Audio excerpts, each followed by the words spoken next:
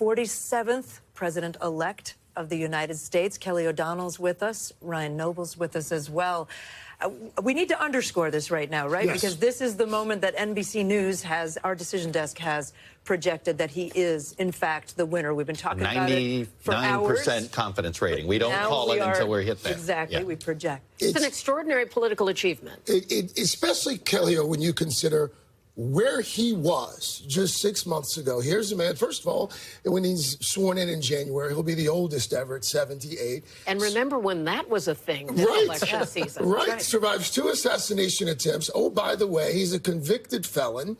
And here he has risen from the ashes yet again. The moment in Butler, Pennsylvania, where he was bloodied and rose and raised his fist and said, fight, fight, fight, might be the metaphor of this entire political experience for him.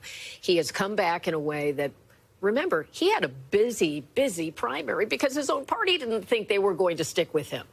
The damage done by January 6th has fallen by the wayside. He found a message. When he was running for re-election against Joe Biden, it was keep America great. He went back to make America great again, reclaimed a bit of that. He infused the party with his family. His daughter-in-law, Laura Trump, became a co-chair of the party and very involved. His sons, very prominent in his race and in sort of the identity of the political brand. It's an extraordinary thing that he's going back to the White House, and we will be trying to understand it and trying to understand how much he will match up to the candidate that he has been and the things he's talked about. Who will he get rid of? Who will he try to extract some political penalty against? And tonight he had some tones of wanting to be a president for all. Will he live up to that?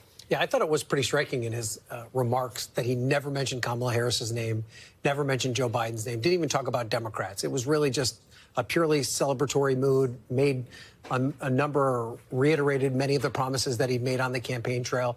That might be a signal that he's going to try and reach out to the other side of the aisle, because under any circumstance, and, you know, this is a convincing win, it's fair to say, but it's, as Chuck pointed out, still very close. And half the country is waking up this morning to what they view as the worst possible news, that Donald Trump is going to be in the White House again. And so he has tended, his political career has been, for the most part, very combative, not really caring that much about people that don't love him. And he has an opportunity now. This is his last opportunity in the White House. He's only going to be there for 4 years. He's already got to start thinking about his legacy. And part of that might be trying to reach across the aisle, trying to find that common ground and create an agenda for all Americans. Chuck, your numbers, by the way, we just put Chuck's numbers on the screen there. Those popular vote numbers.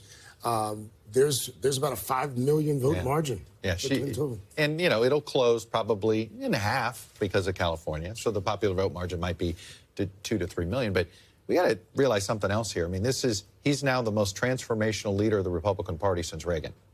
And he has done something that, again, you know, he created a new Republican coalition. The last Republican to do that was not George W. Bush. It was Ronald Reagan. Thanks for watching. Stay updated about breaking news and top stories on the NBC News app or follow us on social media.